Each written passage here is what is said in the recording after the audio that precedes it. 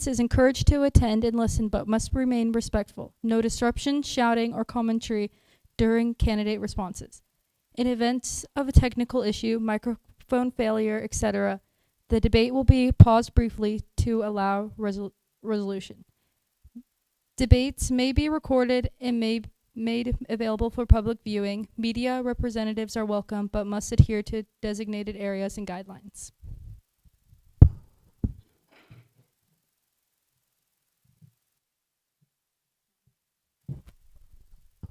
I'm JC Clark. My parents are Brian and Jamie Clark. I go to Lake Roosevelt High School and I am a sophomore. My name is Cassius Parrish. I am a treasurer on the Nespelem District Youth Council. My mother is Lisa Gabriel. My dad is Joshua Parrish. My grandparents are Geraldine Gabriel, Patrick Gabriel, and Clarice Cuny. I go to Lake Roosevelt High School, and I'm a sophomore. Hello, I am Carmen Thomas Turner. My mom is Rihanna Turner, and my dad is Charlie Thomas. I go to Lake Roosevelt, and I am a junior, and I'm the president for the Nespelem Youth Council. Good evening, everybody. Thank you for being here. My name is Mimano Kitam Cheshini. My English name is Derek Atkins. My mom and dad are Ashley Atkins and Derek Atkins. My grandparents are Mary Vasquez and Atwai Joe Atkins. I go to Lake Roosevelt, and I'm a freshman. Candidates, you have 2 minutes to introduce yourselves and what positions you are running for, and any information you would like to share. Rodney, would you start, please?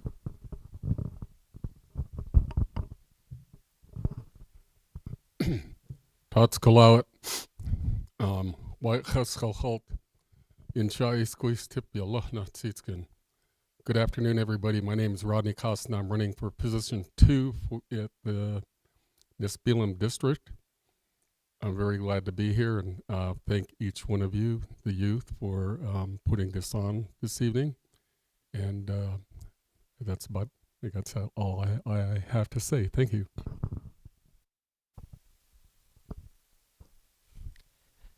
Well, I also halt and chase squeeze. Hello, good day. My name is Jared Michael Erickson. I'm running for position 2 for Nespelem District. I'm currently also the chairman. Really glad to be here today. I appreciate the Youth Council putting this on, Cedar Fund and everyone to make this possible. I apologize I wasn't here last time. I was in D.C. I was on a flight, I believe, so I couldn't even get on. I tried to Zoom, but it didn't work. So I apologize for that, and I'm really glad to be here. Thank you all.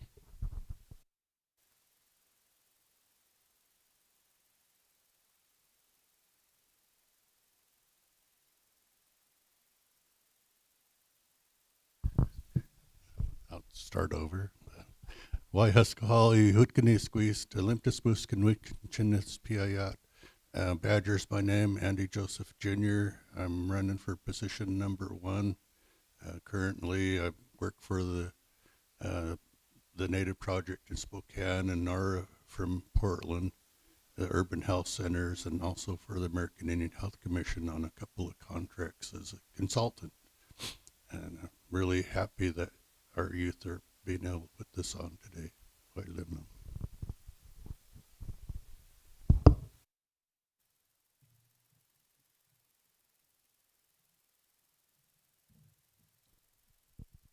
Alice, would you please go?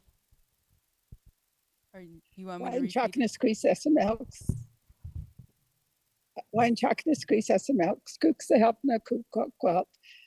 This day has been prayed for. I really am thankful for being here today. I apologize for not being in person, but I have some family obligations.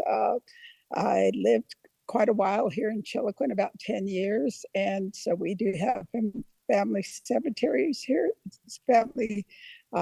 We have a family cemetery here, and so we come down and clean it every year after Memorial Day weekend. So this was already planned. So my apologies. I'm running for position number 1, incumbent, and I really appreciate this opportunity to be able to answer the questions from the youth leaders. Thank you, White Limman.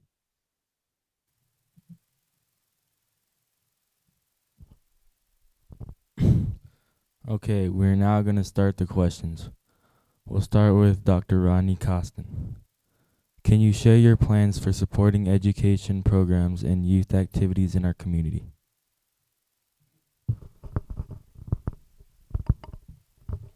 Yes.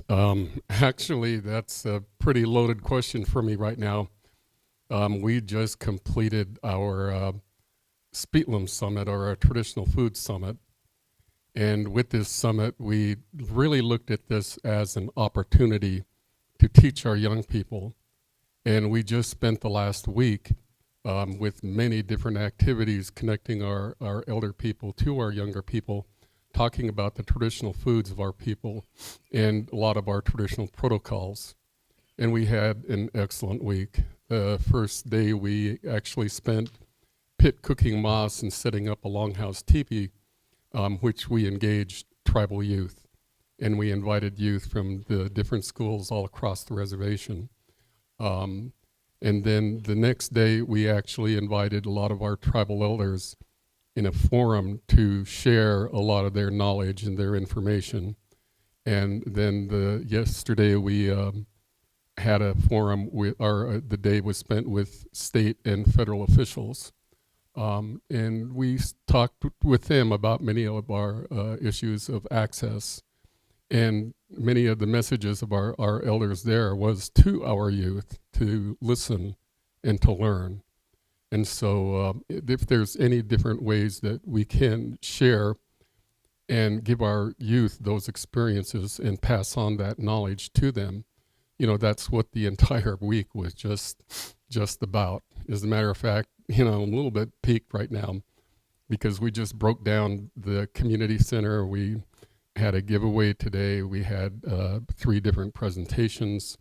And we also actually had a number of our youth that stayed to the very end. And so I just came from that in a week supporting our youth. Thank you.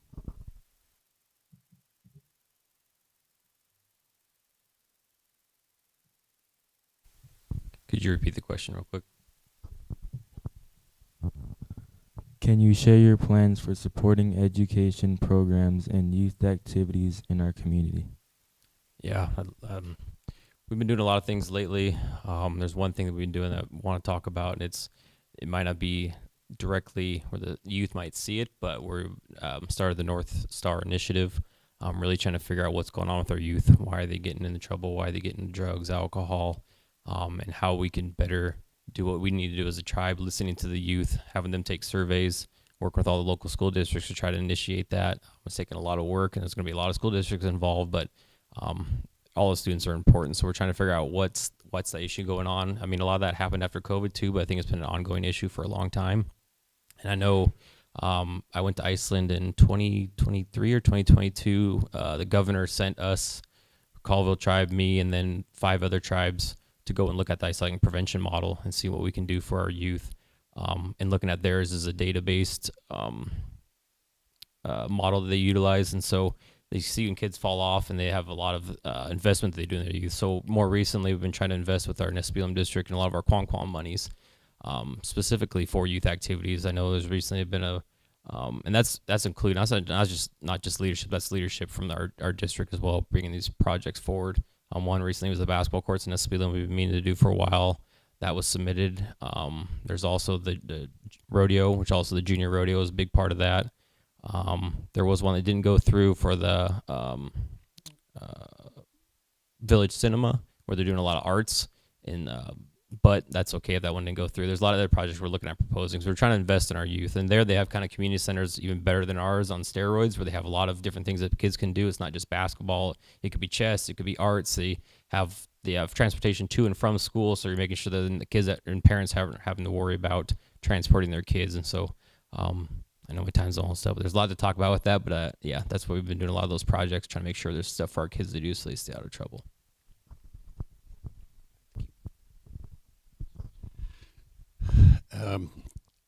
Our youth are really important to me. I've raised 5 children, and all the way from Head Start, being on the parent committee, and having to be able to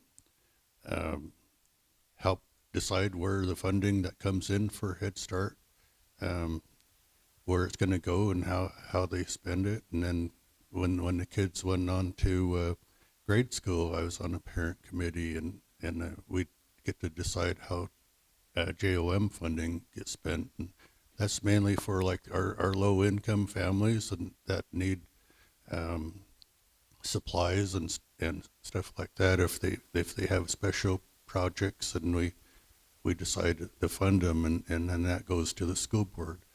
I served on the Nespelem School Board for 15 years, and also chaperones our youth when they would go to the Northwest Indian Youth Conference. I was president of the Healing Lodge of Seven Nations Youth Treatment Center, and there, helps our youth with treatment, using music and drumming and singing in the sweat house and our cultural practices. Our family used to always put on the Family Fun Day event down here at the July grounds, and it was been turned over because we couldn't be down there because of loss of our family members. But always have contributed to the different fundraisers for the youth that come and ask us for help. If we ever win, sometimes we give that money back to the person that's raising it. So anyway, it's really important that our kids are able to attend events that they fundraise for. Thank you.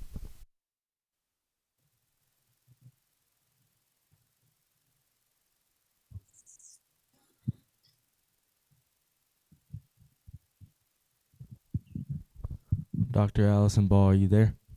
Yes. Can you hear me? Yeah. Okay. In my past, I supported youth, wherever I moved. I moved to Oregon. I was in Chiloquin. I was in Portland. I was in Eugene. Then I moved back home. There are many things that I've done for youth. I've been the Oregon Indian Education Association president. I actually, at the University of Oregon, I ran this Indian teacher program to prepare teachers to teach all over the nation, to be able to work with youth, specifically ones that had a high population of American Indian, Alaska Native students, and really to prepare them to be able to teach in many of those schools. Today, I kind of do it more indirectly. I really work on good health care for families. If we don't have healthy families, then a lot of times the youth doesn't have that support at home. So I work really with the families concept and making sure that, the families have access to health services, to behavioral health, to mental health, to those kind of services that really build a strong family prevention programs. I also have the ability, serving on the committee as any council member has, to make sure that our youth activities are funded, that we do have resources for youth. Separate from all that, I donate a lot of my monies to raffles, to a lot of youth that are traveling on trips and everything. But that's, a lot of council do that too. So thank you.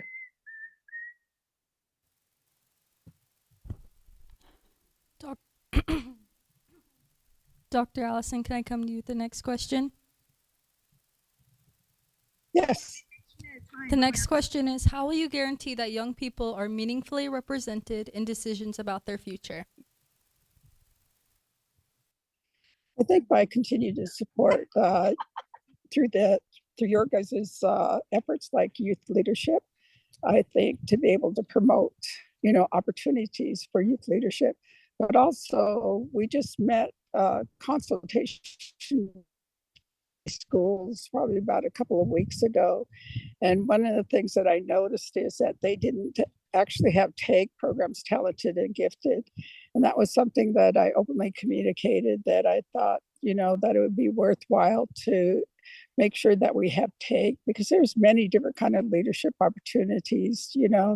There's opportunities, on sports, there's opportunities in music, there's opportunities in debate clubs, but there are other opportunities that we need to raise our children up to know that, that there's just many different kind of opportunities for leadership. And I think the talented and gifted program is where you actually hone different kind of leadership in some of our students, knowing whether it be in math and science, whether it be music, whether it just be a good person that actually helps other students in the classroom. So that was be something that I would actually promote more, is talented and gifted programs in the schools.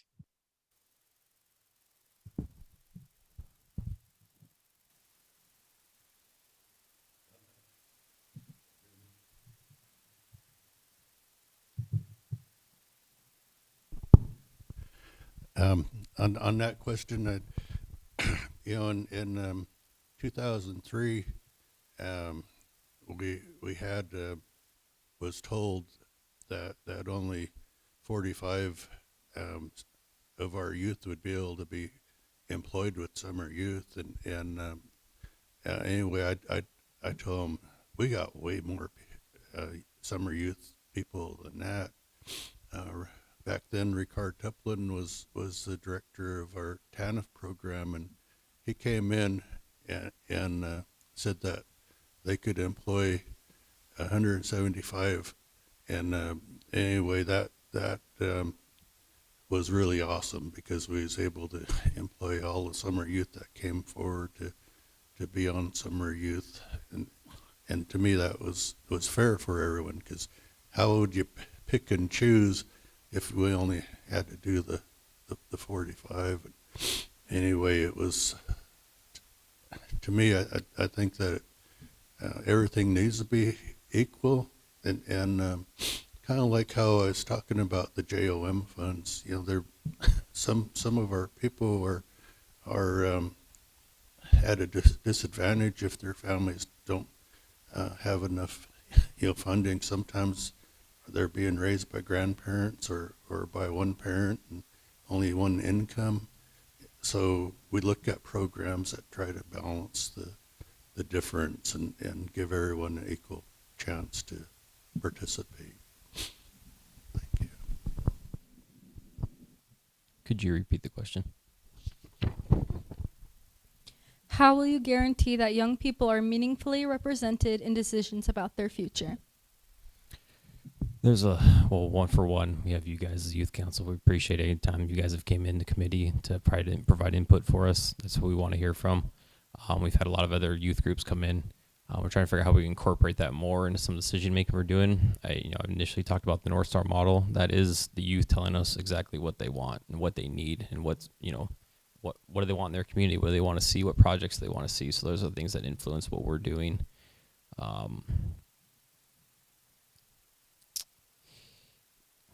just drew a blank. But really the youth councils are the ones that we've really been looking towards. And so we appreciate you guys' input, and youth development programs done a great job with you guys. Andy talked about some of the employment opportunities that you guys are, when you guys come here to work for us in the summer.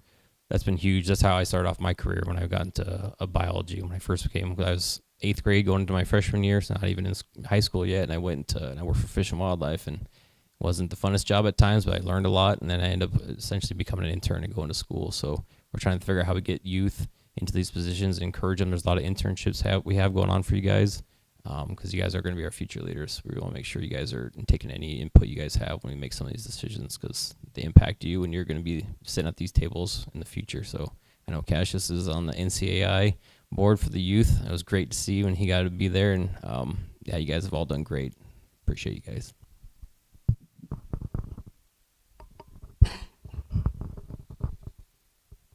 I think my very first thoughts are to turn this question back to you. What and how can we effectively engage you? And as Jared said, what are your interests? We have reservation youth, well, in our 4 districts, but we also have most of our people today living off reservation. And it's a different world for many of our young people living off reservation. And then looking at those who do live here, on the Caldwell Reservation? What kind of forums can we create? What, communication platforms?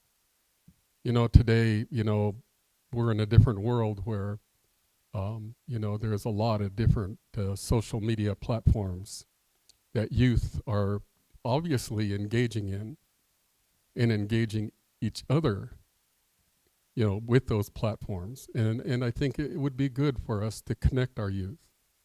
Not only our youth across this reservation, but even our youth off reservation. Because I've lived off reservation. And I've talked to a lot of our youth in the Seattle area and the Spokane area. And a lot of them, would like to have opportunities back here as well. So I think that's a question that we need to think about very broadly and hear from you and listen to you. What are your needs? What are your concerns? How can we make a better life for you? And in a meaningful way, as you said, what are those things that youth care about? And then how can we communicate with each other? And thus, as leadership, also sit here with the listening ear as well. Thank you.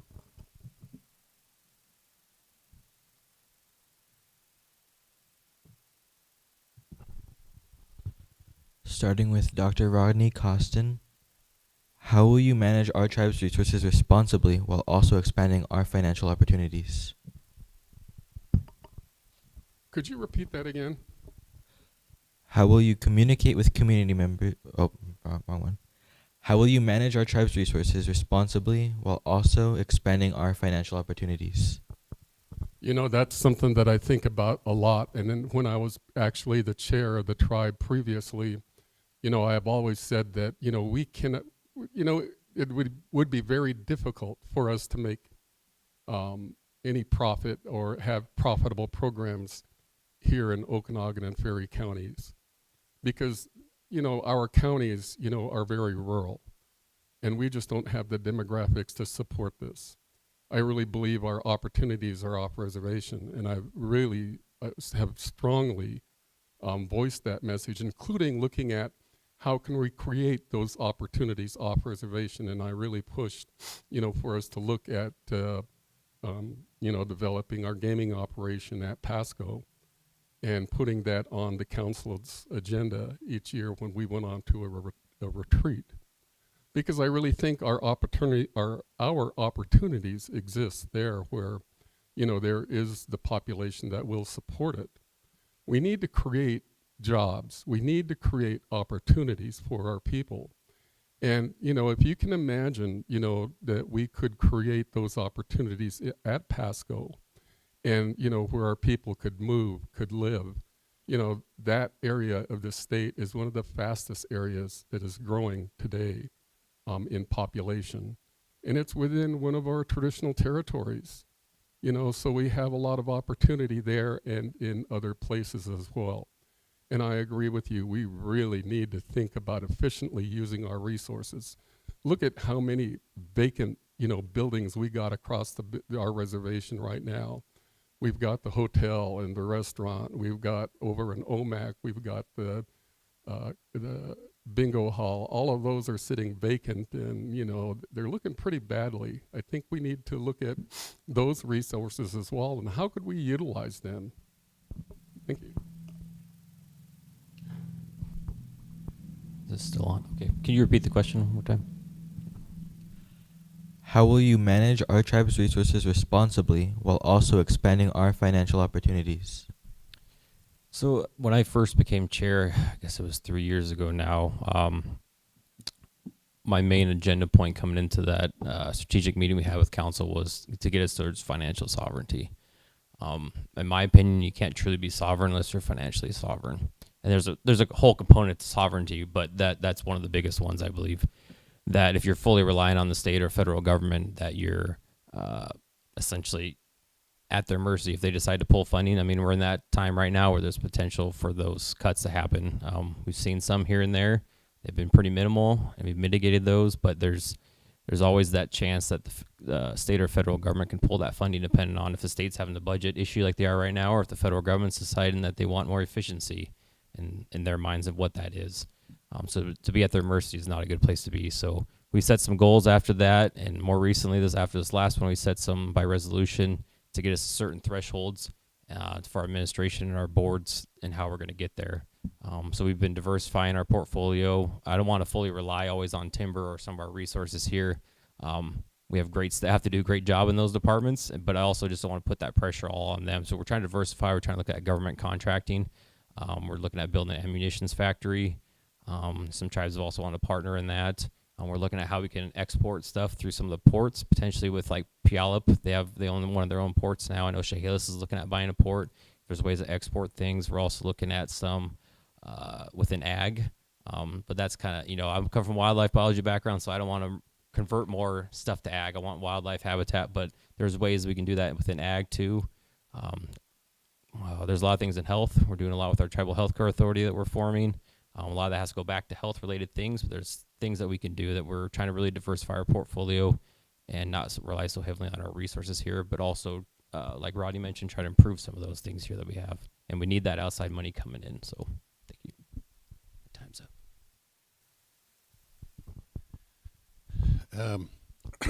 In 2019, we actually, it was before that. Our convalescent center was being all funded and operated by the tribe, and it was costing over $1 million a year. And so what I was able to do is to help write in the Indian Healthcare Improvement Act to include long-term care services. And from there, they said we needed to get legislation passed in the state to allow that kind of funding to come through. So we did that, and we had a study done, and Allison was a part of this also, because she was our director at the time. And so what we did is we negotiated an enhanced inpatient encounter rate there. What that did is now we're able to bill the federal government an encounter rate that covers the cost of running our convalescent center, and that's also brings in extra money to build the new one. So that's all federal dollars. That saves the tribe over $1 million a year that was spending that we can spend on other projects. But we have our fuels too, Cabo Tribal fuels, and if you go down to Moses Lake, you'll see lines waiting to fill up with our gas stations and the diesel trucks. But with the tariffs that are out there now, I think we need to look at different businesses and try to utilize what we can to bring in more business products, and if it's in the finished products for timber or anyway, I think it might help bring more jobs.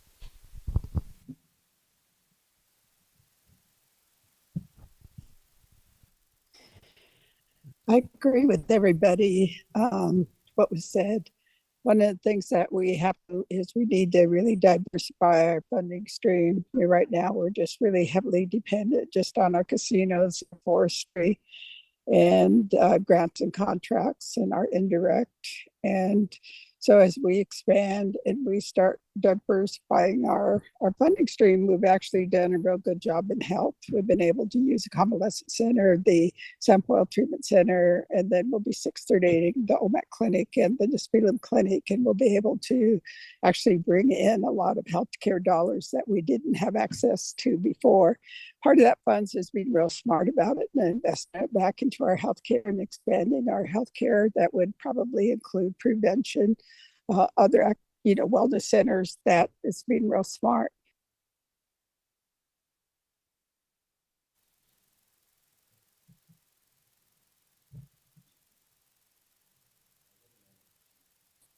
Hello?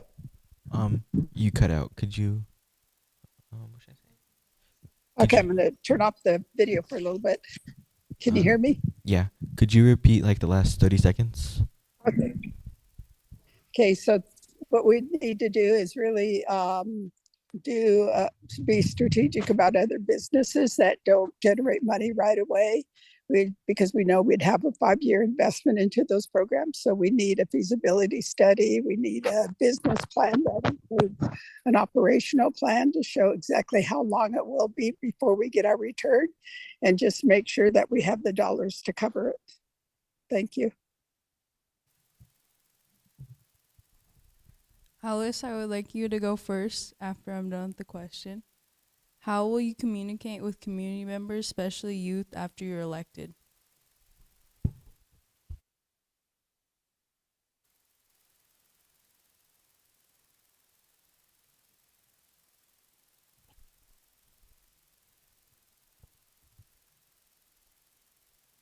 Alice, are you here? Oh, yeah. I was sitting there. You said Alice. It's Allison. Oh, Allison. Yeah, sorry about that. I was just sitting here daydreaming. How would I, that is going to be a challenge for me, I think, because I do work a lot from my office. I do a lot of stuff on health. I do a lot of things on TG, but I've not been involved a lot in the education other than when the issues come to the table. But that's a real good question. And,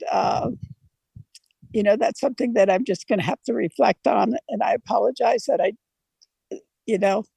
just don't know what I could do more than what I'm already doing.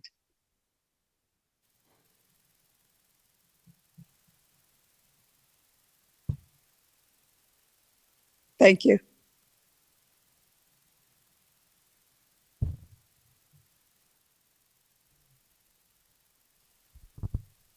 Hello? Okay. Is she done? Okay. Well, I would. My door's always open when I was on council, and a lot of times I'd ask youth if what they thought about different issues. I've actually took some of the youth to meetings with me. We went down to Richland one time, and this was dealing back with the Kennewick man and with the Army Corps of Engineers, and so the youth that went with me was able to learn how to work and talk with government to government, and we had the other tribes that was there, so they got to hear the other tribal leaders and their input. I've taken some of our youth that were in DC into the Capitol building and actually watching them, pass votes on the floor. But when I support our youth that at some of our meetings, the Northwest Portland Area Health Board has a youth group, and anyway, it's really important. I think some of our younger people have learned from traveling with us, so I support that. Don't be afraid to talk to us. Like it was said earlier, we would need to know the things that you want, and like our wrestling team said they needed more mats, things like that we can get if we know what you really want. Thank you. Could you repeat the question, please? Oh, sorry, you had water.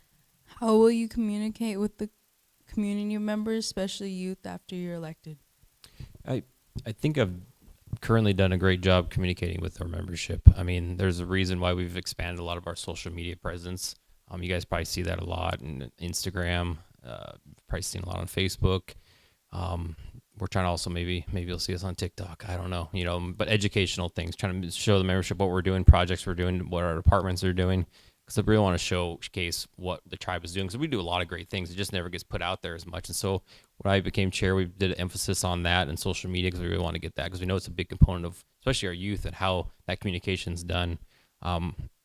You've all seen me probably in the schools a decent amount, and not as much as I should be, but I try to get down there. It's kind of crazy to hear at one of my daughter's friends that might have been Derek's class back there, teaching about like the tribe. It's weird to hear that now, and then they're learning about the chairman and our council, and I'm like, well, that's kind of crazy, you know what I mean? And so, but I think being in the schools is a big component. I try to be as many events as I can, and have kids come up to me. They'll seem to know, a lot of them know my name. And so just having that communication with them, then just listening to them. What do you guys want? What do you need? You know what I mean? And I think just having that friendly face, we can always do better. I can always be at more events as much as I try. I can't be everywhere at once, but I think that's been a big component, though. One of the things is our social media presence, and I know that's where we're moving as a tribe, and just try to get all that information out there, because like YDP does a bunch of great things. Fish and Wildlife, Environmental Trust, yeah, you name it. All of our health programs. There's a lot of stuff we just don't get out to the membership. So I think that communication there, because our youth are using that even more than our a lot of our other populations. So that's one of our biggest things, I think, for communication that we try to work on.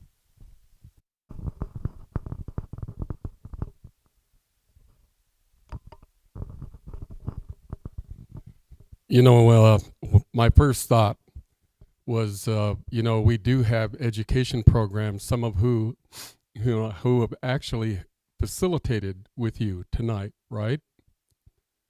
Why can't we work with those programs and to work with you to schedule a time when you can just come to council committee, possibly even through the education committee?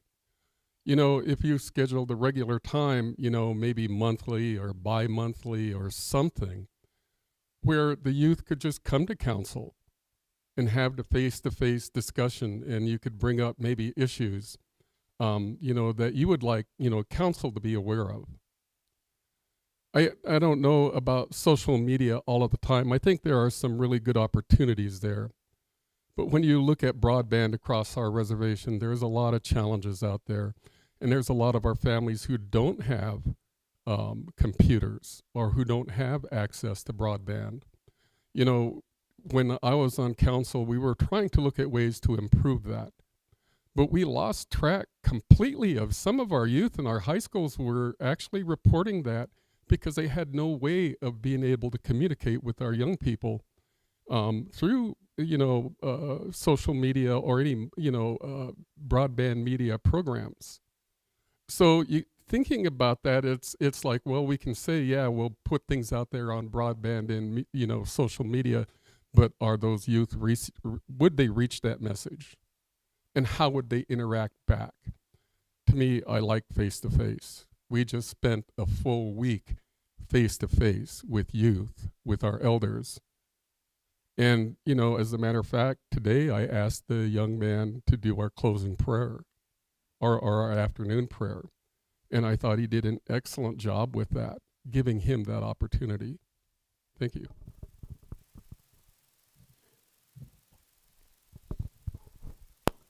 We will now start with our next question. We'll start with Dr. Rodney Costin.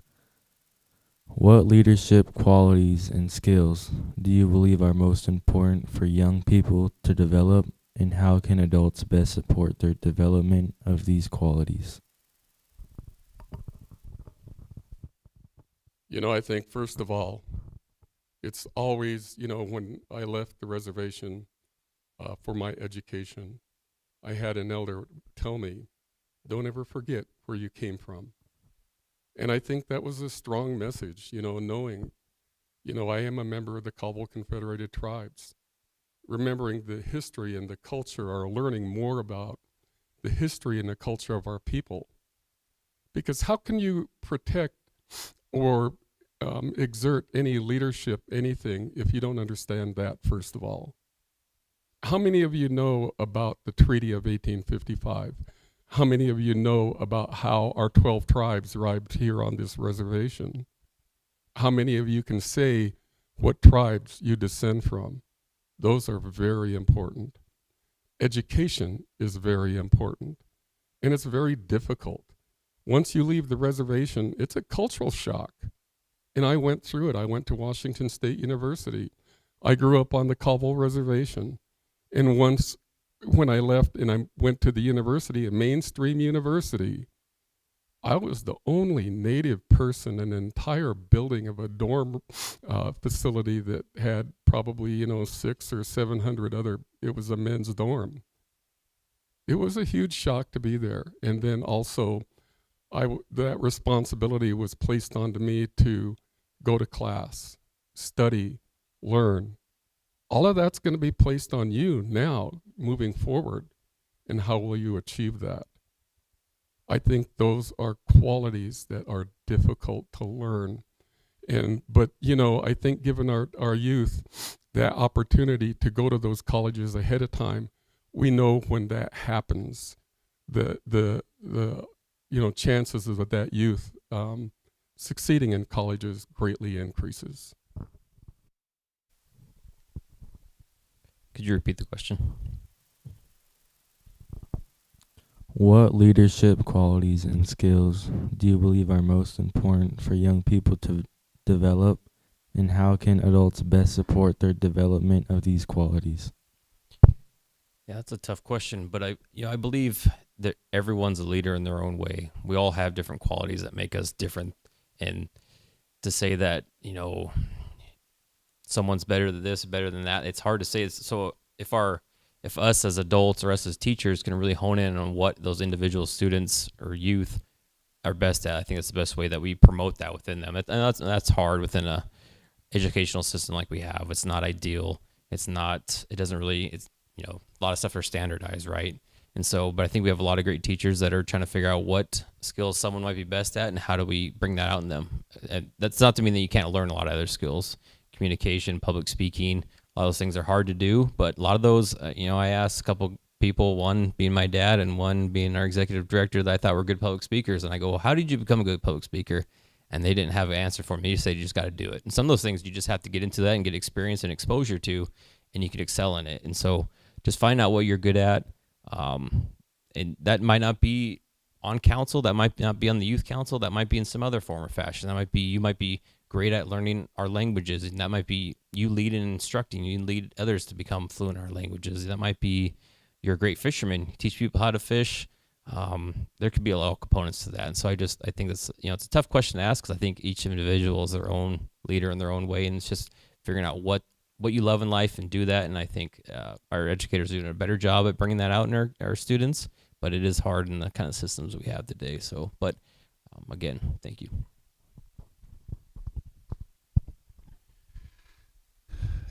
Our people learn really well, hands-on, actually working with someone.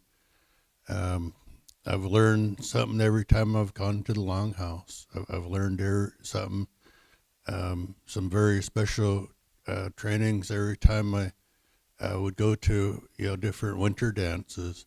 My parents would send me to some of my aunties, and they would teach us a lot about who we are and where we come from, and the importance of protecting our land and our resources.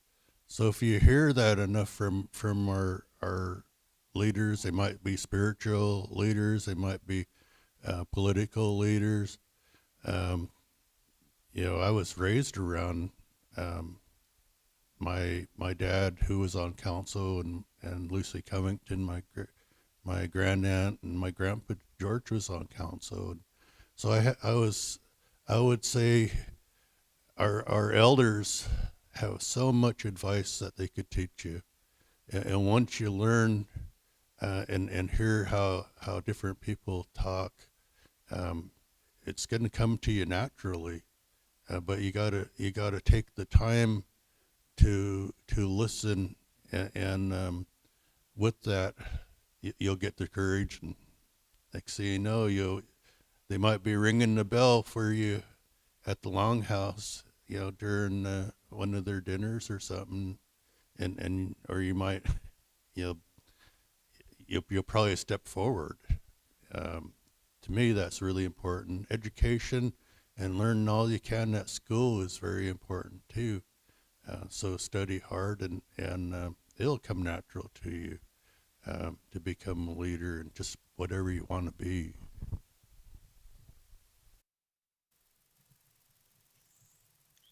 Well, this is a real important question. The knowing who you are and where you come from is really going to ground you, throughout your life. And always know that you're always changing, that who you were when you're 15 is not necessarily going to be who you're at 21, because you're learning and you're growing and you're, finding life fascinating. and so, but it's always ground yourself in who you are and where you're going. Always know that you have a purpose in life. All of us have a purpose, and there's something that we're here to achieve, and I believe that it's being a better spiritual human being, no matter what area that you go into. I think for leadership, especially, it's knowing critical thinking is really a skill set that is so valuable no matter what field you go into, to be able to critically think and then to comprehend. Those are the two skills that I would push on my kids, that if anything, make sure that you really pick up, because you can learn critical thinking and you can learn comprehension and understanding, but those are going to make sense all through your life. So those are the two skills I would really push, for students as they continue to grow and to learn. Thank you. The last question is, how will you make sure our business council leaders are held accountable to their position and our people? Can we start with you, Dr. Allison?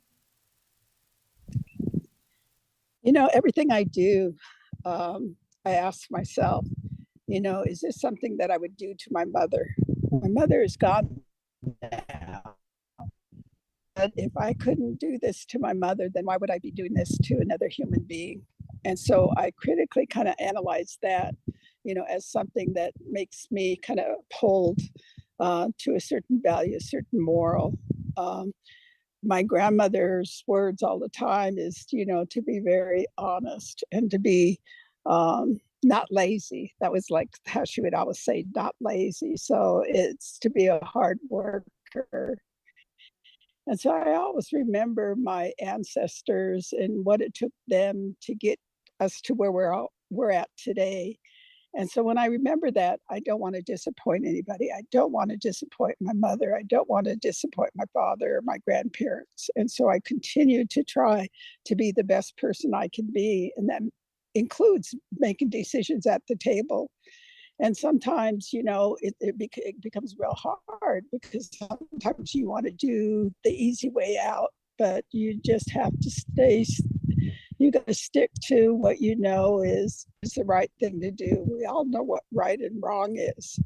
And so we always have to remind ourselves that we have to stay on that path and be present and know that the decisions that we make affect, they always say 7 generations down the road. So I don't want to be that one person to know that I made a huge mistake for the tribe. So I always keep mindful of that and always ask myself to remind myself to stay on the right track. Thank you.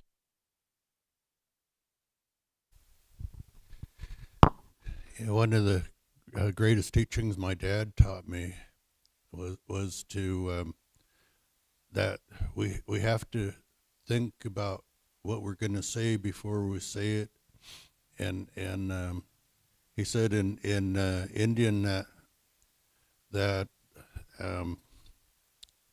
you can never take it back.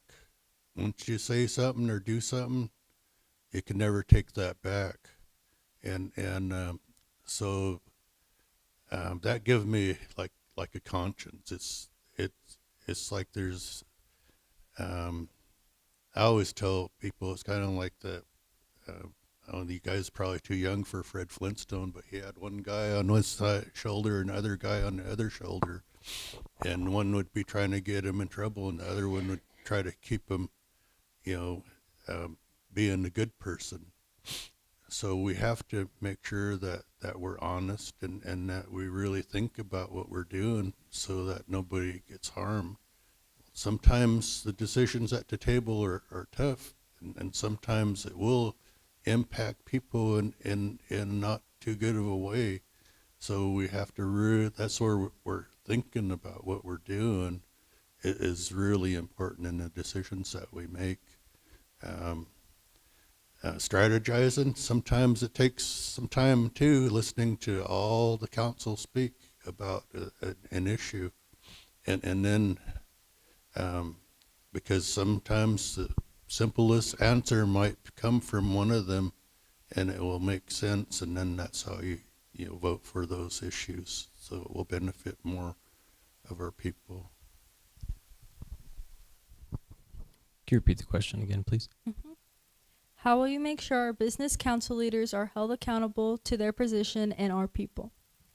So I take the oath that we take very seriously. I remember my first year that I got on council, and I remember this very, very vividly.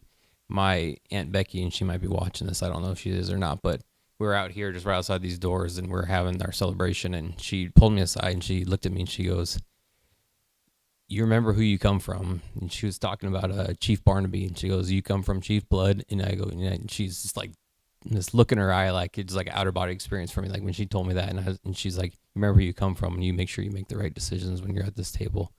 And I still remember that to this day, and I've always held myself to a higher standard. And like was mentioned by Allison and Andy, there's decisions that we make that are they're hard to make, and there's no right. I mean, there's the right answer, but that might upset people. You know what I mean? Like, then it takes a lot of thought and a lot of processing and thought and discussion and a lot of decisions we make, but ultimately making the right decisions, making the right decision, even if there's gonna be some people that aren't happy with that decision. So I take that oath seriously. I know who I come from. I know my family, my parents on both sides, and they held themselves a very high standard, and I keep that standard as high as I can. I do the best that I can, and I'll continue to do that, and I hope to be reelected so I can continue to do that. And I think just holding that in your heart and knowing who you come from, just holding yourself to a higher standard. Thank you.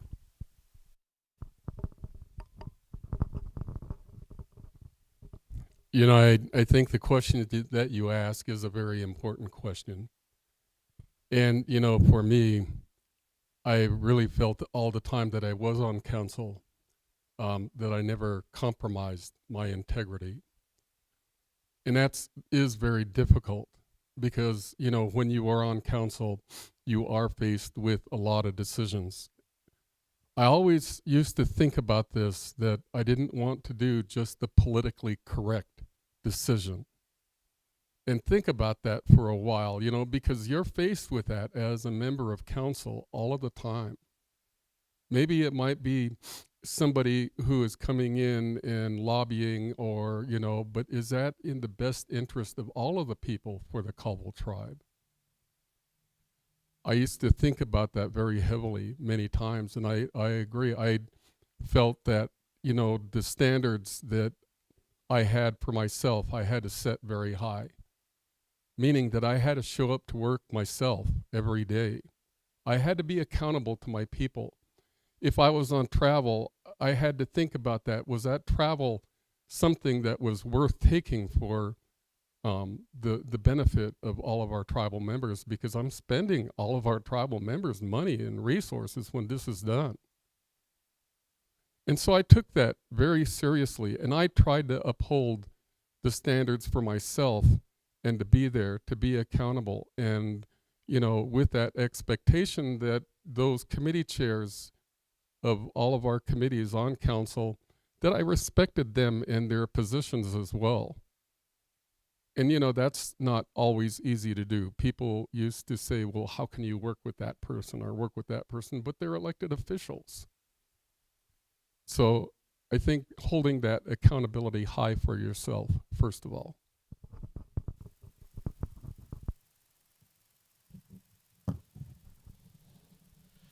Candidates, you each have 2 minutes for closing statements. We'll start with Dr. Rodney Costin. It's always difficult for Native people to talk and brag about themselves. That's just something that's, not in our culture. And I don't want to sit here and, talk about myself. I'd achieved my PhD in the natural sciences from the University of Washington. But I also want to let you know that many times I failed along the way.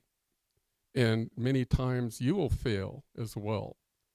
And I always told my wife, with all of our children, I know that, raising a family, we're going to experience them and their failures as well. But we never gave up on them. I never wanted to give up on myself. And, as hard as that may sound, I flunked out of my undergraduate college. But I, thought within time, I can achieve this and I can do this. And I went back to school. I went back to school as night school. And I did anything and everything that I could to achieve my BA. And that was just a wonderful feeling. And I hope that you, whatever it is in your future that you want to do, that you set that path and that journey, and know you're going to encounter failures as well. But it's going to really be important as to what you do after, you know, whether, how you meet that and what you do. Don't ever give up. Don't ever give up on others. Don't ever give up on yourself. And believe that you're important enough that you can be out there. You're just as good as anybody else, and you can achieve. And I couldn't believe that I myself, as old as I was, achieved my PhD. I grew up in Nespelem. So I want to leave that with you as well. Never give up on yourself. Always pick yourself up and keep going. First off, I just want to thank you all again for putting this on. This is well done, and I just appreciate our YDP program, Chad, all the individuals here that help make this possible, and especially you guys, the Youth Council. There's a lot of things you'll do in life that it's never about you. It's always, you know, the things that we do, no matter what it is, if you get credit for it, it's always about the people around us. You know, things that, you know, you might get individual awards, it might be sports, it might be something like that, but you're only, there's some individual sports, but you're only as good as the people around you. That might be your parents, that might be your friends, people pushing you to do better. Just make sure that you're always focused that it's a team. Everything's a team. We're a tribe here. It's not about me. It's not about any other council members. It's about the tribe and what we can do to better them. There's been a lot of successes I've had, a lot of things that weren't successes, and you got to learn from those and get better from them. I try to hold myself to, I mentioned earlier, a higher standard, and I'll continue to do that, hopefully, you know, reelected. I just appreciate the time I've had on council, and I hope to continue to serve our district and our membership in any form or fashion that might be. So thank you all.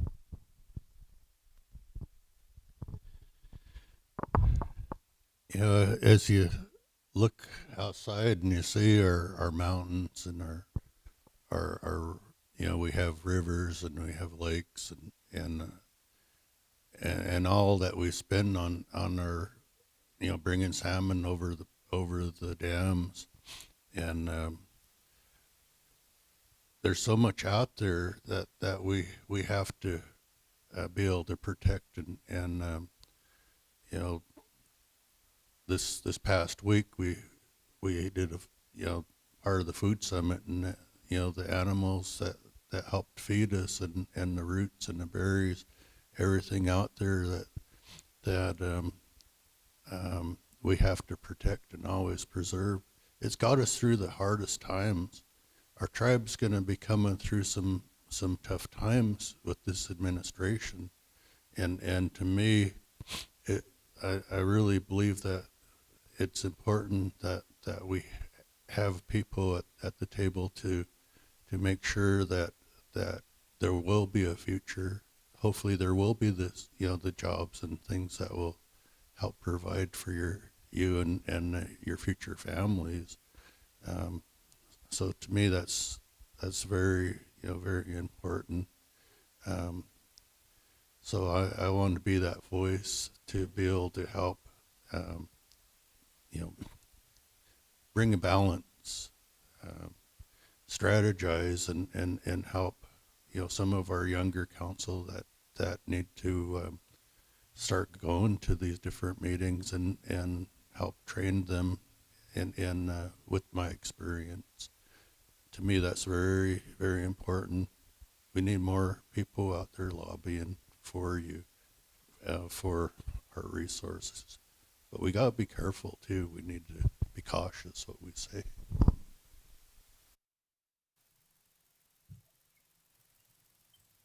You know, when I first ran, I kind of looked out in the community. I identified 3 different elders that weren't connected, but they came from huge families. And I went to them, I gave them a bundle, and I asked them to pray for me, you know, as I took on this leadership position, to pray that I make the right decision, you know, for the tribe, for the good of all, not just for a select few or for my family, that I do make decisions for the good of all. And then I asked them that, gave them permission that, should I get off track, that they have permission to come to me and scold me and let me know that, I'm off track and I need to get back on track. And I still hold those three, they're to pray for me the whole time. And I still know that I'm upheld by prayer by them, that I make sure that I make that decision, the good decisions for the tribe. My goal is to leave the tribe in a better place than when I joined it, that we be better financially. But we also have a better organization, that we have, a better foundation, that, if we come from, a cracked foundation, we can't build things on it. So we need to fix things, so that's one of the things that we have to be very mindful, that we can't build things on a weak foundation and we have to strengthen it. So that's my focus, is really to strengthen our foundation. So anything that we build on will be that bigger and better, and we'll be able to withhold all that weight. And so I really appreciate this opportunity to appear before you, and for you to provide this opportunity to Zoom in, since I'm I'm down in another place doing family obligations. So I appreciate White Lim Lim.